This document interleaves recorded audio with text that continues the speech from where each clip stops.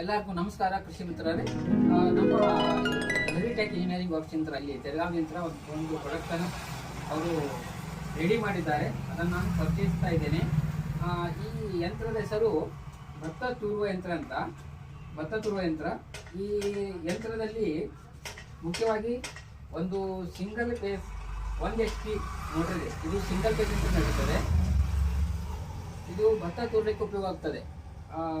ಈ ಯಂತ್ರವನ್ನು ರೆಡಿ ಮಾಡಿದವರು ಆನಂದ್ ಕಮ್ಮಾರ್ ಅಂತ. ಅವರು ಇಲ್ಲಿ ತೆಲಗಾವದಲ್ಲಿ ಇದ್ದಾರೆ. ಅವರ ನಂಬರನ್ನು ಈಗ ಅದನ್ನು ಚಲಾಯಿಸಿ ತೋರಿಸುವಾಗ ನಾನು ತೋರಿಸ್ತೇನೆ ನಂಬರ್ ಏನಂತ, ಮತ್ತು ಹಾಗೆ ಇದನ್ನು ಚಲಾಯಿಸಿ ತೋರಿಸುತ್ತೇನೆ. ಬನ್ನಿ.